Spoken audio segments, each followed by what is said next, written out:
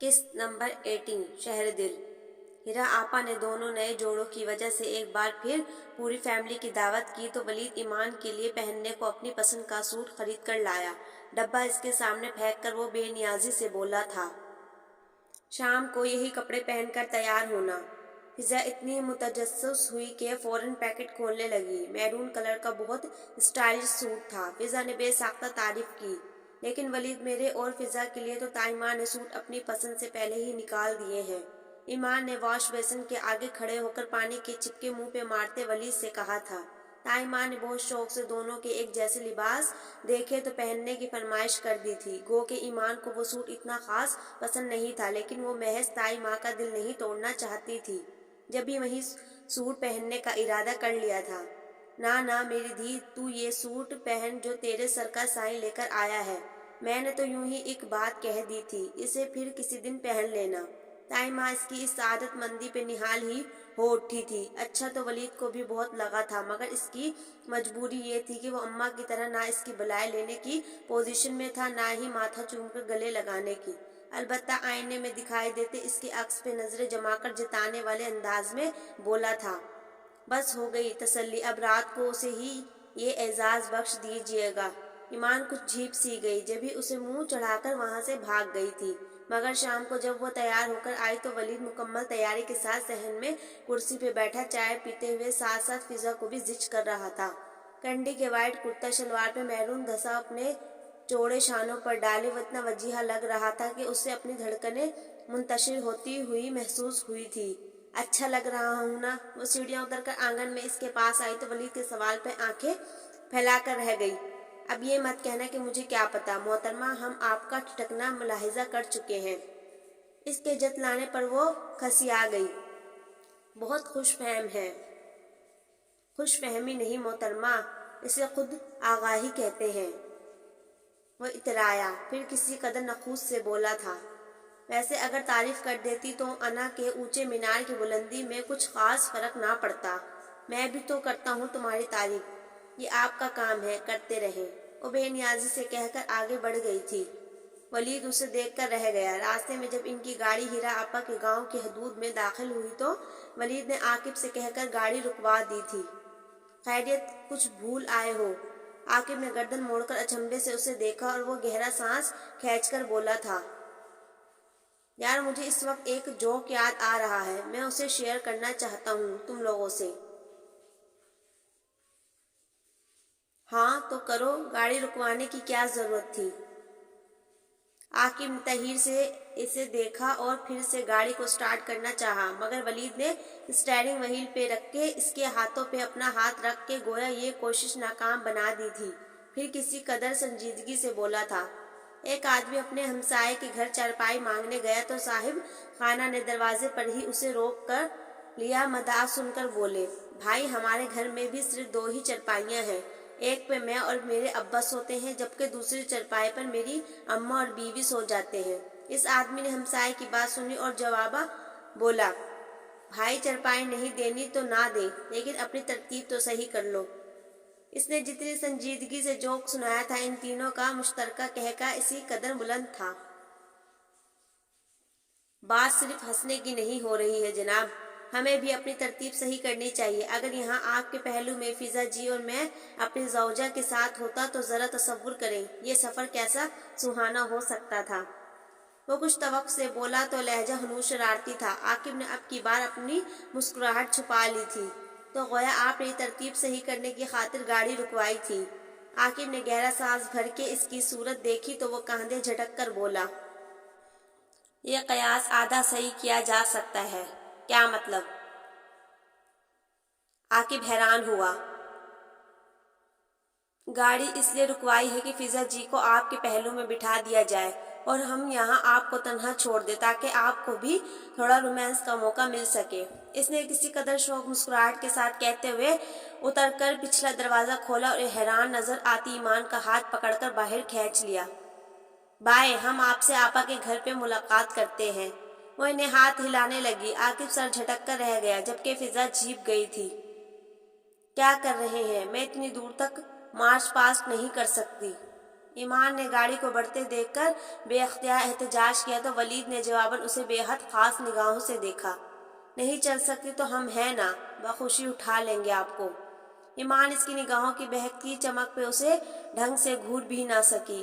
آپا کا گاؤں بہت خوبصورت ہے، میں یہاں کچھ یادگار وقت گزارنے کا متمنی تھا۔ سیاہ تارکول کی سڑک پر ہوا خشک پتے اڑا رہی تھی، وہ انہی خشک پتوں کو روند کر چلتا ہوا مزے سے بولا۔ سڑک کے دونوں جانب کھیت تھے، وہ سڑک کنارے سفید پھولوں کے جھنڈ کو دیکھ کر رک گئی اور جھک کر کچھ پھول توڑ کر مٹھی میں قید کر لیے۔ موڑ مڑتے ہی سنبل کے درختوں کا سلسلہ تھا، بھیگی ہوا کی شرارت سے لمبے درخت ذرا سا جھکتے اور روئی کے سفید گالوں سے فضا بھر جاتی۔ ایمان نے مبہوت ہو کر روئی کے ان گالوں کو دھیرے دھیرے زمین پر اترتے دیکھا تھا اور ولید حسن نے اس نازک بے حد حسین لڑکی کو۔ ایمی! وہ ہنوز اسی منظر میں گم تھی جب ولید حسن نے اسے پکارا۔ جی وہ چونکی اور سوالیہ نگاہوں سے اسے تکنے لگی۔ وہ دیکھو ادھر۔ اس نے اونچی نیچی پگ ڈنڈی کی سمت اشارہ کیا جو شہتوت اور سفیدے کے درختوں کے بیچ سے گزرتی نہر تک جا رہی تھی۔ آؤ دوڑ لگاؤ بھائی، جو پہلے نہر تک پہنچا وہی ونر، ٹھیک ہے؟ اس کے لہجے میں بچوں کی سی معصومیت اور جوش تھا۔ ایمان نے نہ چاہتے ہوئے بھی حامی بھر لی۔ اوکے سٹارٹ، 1 2 3 گو۔ ولید نے اسے دیکھتے ہوئے کہا اور اگلے ہی لمحے دونوں بھاگ پڑے تھے۔ ولید تمام تر کوشش کے باوجود اس سے پہلے ریلنگ اسٹینڈ تک نہیں پہنچ سکا، جبکہ اس کا سانس بھی پھول چکا تھا۔ میں جیت گئی، میں جیت گئی، وہ بچوں کی طرح اچھل اچھل کر تالیاں بجاتے ہوئے ہنس رہی تھی۔ ولید نے رک کر اس کے اس انداز کو بہت دلچسپی سے دیکھا تھا۔ اس کے دل کی بے ایمان ابھرتی دھڑکنوں نے اسے شرارت پر اکسایا اور اس نے آگے بڑھ کر ایک دم سے بازوؤں میں لے کر گھما ڈالا۔ تم ہنستی اچھی لگتی ہو، ہمیشہ ہنستی رہنا۔ وہ اس پہ جھک کر بے حد شوخی سے گنگنایا۔ اس کی چمکدار آنکھ میں بلا کی شرارت تھی۔ ایمان کا چہرہ کچھ غصے کچھ شرم سے سرخ پڑا تھا۔ حیا کے غلبے اور لمس کی میٹھی میٹھی دہکتی ہوئی مدہوشی اپنی جگہ تھی، مگر اسے ولید کی یہ جسارت خفت زدہ کر رہ گئی تھی۔ ہٹے چھوڑے، آپ کو شرم نہیں آتی ہے؟ زبردستی اس سے الگ ہو کر وہ بے ترتیب دھڑکنوں پر بمشکل قابو پاتے ہوئے لرزتی آواز میں بولی۔ جس نے کی شرم اس کے پھوٹے کرم۔ وہ جواباً اسی ڈھٹائی سے اس کی آنکھوں میں جھانک کر وارفتگی سے بولا۔ میں ان لمحات کو یادگار، حسین اور خوبصورت بنا دینا چاہتا ہوں ایمی، تاکہ جب ہم بوڑھے ہو جائیں تو پھر اپنے بچوں کو یہ قصے سنا کر خود بھی محفوظ ہوں اور انہیں بھی کریں۔ دھیما، جذباتی، بے قابو سا لہجہ ایمان کو کانوں کی لوؤں تک سرخ کر گیا۔ یہ بچی کہاں سے آ گئی بیچ میں، حد ہے بھائی۔ وہ بے طرح جیوتی جذبت سی ہوتی اس سے نظریں چرا کر ادھر ادھر دیکھنے لگی۔ میں بھی بڑھاپے کی بات کر رہا ہوں، ابھی کی نہیں۔ ویسے میں بچوں کے بعد بھی تمہیں یوں ہی چاہتا رہوں گا۔ وہ ایک شعر سنا ہے تم نے؟ مان وہ رک کر سر کھجانے لگا جیسے ذہن پر زور ڈال رہا ہو۔ میں وہ عاشق ہوں جو اپنے بچوں سے حسد کرتا ہے، اپنی ماں سے لپٹ جاتے ہیں جب وہ پیار کے ساتھ۔ اس نے بڑے ہی شوق و شنق سے انداز میں شعر پڑھا تھا، پھر اسے دیکھ کر ایک آنکھ دبا کر بولا تھا۔ ایسے ہی شوہر ثابت ہونے والا ہوں میں تمہارے لیے۔ بہت شکریہ جناب، اب گھر چلیں، آپ انتظار کر رہی ہوگی۔ وہ اس کی رومانٹک موڈ سے خائف کترائے ہوئے انداز میں بولی تو ولید نے منہ لٹکا لیا تھا۔ ابھی تو جان چھڑا رہی ہو نا مجھ سے، کبھی سر پہ ہاتھ رکھ کر یاد کرو گی مجھے؟ کیوں، آپ کہیں تشریف لے جانے والے ہیں کیا؟ ایمان کو اس کی بات چبھی تھی، جبھی نخوت سے کہہ ڈالا۔ ہاں جانا تو ہے۔ وہ جیسے ایک دم سنجیدہ ہوا۔ ایمان نے قدرے چونک کر اسے دیکھا تھا اور وہ مضطرب ہو اٹھی۔ کہاں جانا ہے آپ کو، بتائیے؟ یار ابھی تو نہیں جا رہا، بتا دوں گا۔ وہ جیسے صاف ٹال رہا تھا، بلکہ اپنے منہ سے پھسل جانے والی بات پہ خود کو کوس رہا تھا۔ جانا کہاں ہے ولید، بتائے مجھے ابھی اسی وقت۔ ایمان نے بے اختیار اس کا بازو پکڑ کر روکا۔ وہ یوں گہرا سانس بھر کے رہ گیا، گویا ہار مان لی ہو۔ جس کمپنی میں پارٹ ٹائم جاب کر رہا ہوں نا میں، اس کی طرف سے 4 6 ماہ کے لیے فورن کنٹری بھیجا جا رہا ہے مجھے۔ یہ تقریباً 1 سال قبل کی بات ہے۔ تب میں نے بھی اپنا نام لکھوا دیا تھا۔ اب میری سلیکشن ہو گئی ہے تو بس موقع سے فائدہ اٹھانا چاہ رہا ہوں۔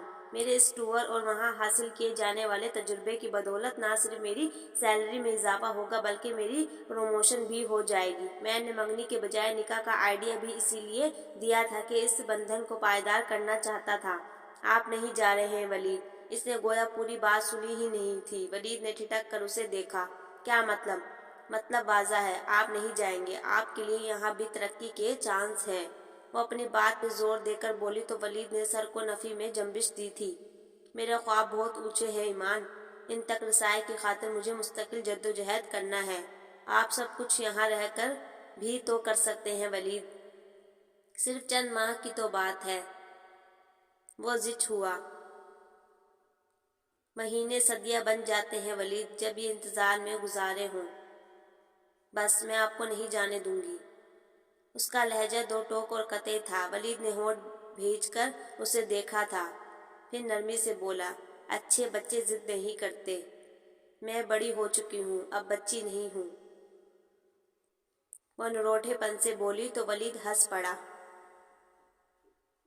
اوکے، اچھی بیویاں ضد نہیں کرتی، اب ٹھیک؟ ولید بحث مت کریں، میں کہہ چکی جو مجھے کہنا تھا۔ اس نے اب کے کسی قدر غصے سے کہا تو ولید کو بھی تاؤ آ گیا۔ تم بھی ضد مت کرو، مجھے جانا ہے اور ہر صورت جانا ہے، انڈرسٹینڈ؟ اس نے کسی قدر برہمی سے کہا اور قدموں کی سپیڈ بڑھا دی۔ ایمان اس سے پیچھے رہ گئی تھی۔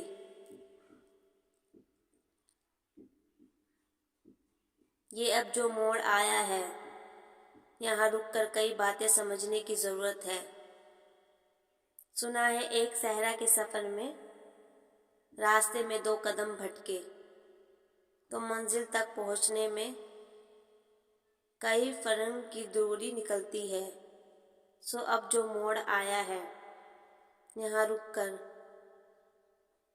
کئی باتیں سمجھنے کی ضرورت ہے۔ وہ تب سے بے حد خاموش تھی، گمسم، حیران، پریشان۔ فضا کو تو اس کی کیفیت نے پریشان کر ڈالا۔ آپ اور عاقب الگ وجہ پوچھتے رہے۔ وہ ہوں ہاں کر کے چپ ہو گئی۔ ولید البتہ نارمل تھا، ویسے ہی شوق، جملے ویسے ہی ہنسی مذاق اور پرجستگی۔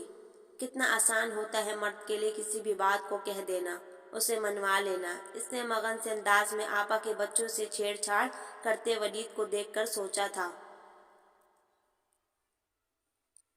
تم نے کچھ کہا ہے ایمان سے؟ عاقب کے سوال پہ وہ صاف منکر ہو گیا تھا۔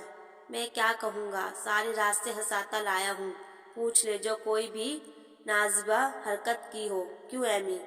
اسی بہانے ولید کو بھی اسی سے براہ راست بات کرنے کا موقع ملا تھا۔ مسکرا کر اس کی آنکھوں میں جھانکا مگر ایمان نے کوئی تاثر دیے بغیر نگاہ کا زاویہ بدل ڈالا۔ عاقب کو جیسے اپنی بات کا ثبوت مل گیا۔ جبھی ولید خسیاہٹ کا شکار ہوتا سر کھجانے لگا تھا اور دعوت سے واپسی پر جب آپا نے انہیں تحائف دے کر رخصت کیا تب تک ولید کی بھی تمام خوش مزاجی جیسے مفقود ہو چکی تھی۔ اب ترتیب صحیح نہیں رکھنی ہے کیا؟ ایمان کو پچھلی سیٹ پہ فضا کے ساتھ بیٹھتے دیکھ کر عاقب نے شرارت سے کہا تھا۔ فضا آگے نہیں آئے گی عاقب بھائی، آپ گاڑی چلائیں، جیسے بیٹھنا ہے بیٹھیں ورنہ مرضی ہے۔ وہ نروٹھے پن سے بولی تو ولید گہرا سانس کھینچ کر دروازہ کھول کر بیٹھ گیا۔ کوئی ضرورت نہیں ہے مجھ پر آئندہ سیٹ کرنے کی، وہ بھڑک کر بولی تھی۔ ولید کا بڑھا ہوا ہاتھ اسی زاویے پہ ساکن ہو گیا، چہرے پہ ایک رنگ سا آ کے گزر گیا۔ عاقب نے مسکراہٹ چھپائی تھی جبکہ فضا الجھن زدہ نگاہوں سے اسے دیکھ رہی تھی۔ ولید نے ایک کیسٹ سلیکٹ کی اور ٹیپ آن کر دی۔ مجھے تم چپکے سے ایسے جب دیکھتی ہو اچھی لگتی ہو، کبھی زلفوں سے کبھی آنچل سے جب کھیلتی ہو اچھی لگتی ہو۔ وہ ناچتا ساتھ ساتھ گنگنانے لگا۔ ایمان کا پارا چڑھ رہا تھا مگر ہونٹ بھینچے ضبط کرنے لگی۔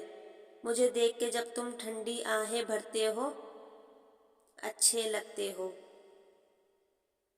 مجھ کو جب لگتا ہے تم مجھ پہ ہی مرتے ہو اچھے لگتے ہو۔ تو میں اے مہرباں ساری ہے خوبیاں، بھولا پن، سادگی، دلکشی، تازگی، تم ہوتے ہم نشی میں ہوتی اور ہنسی، تعریف جو سن کے تم شرما جاتی ہو اچھی لگتی ہو۔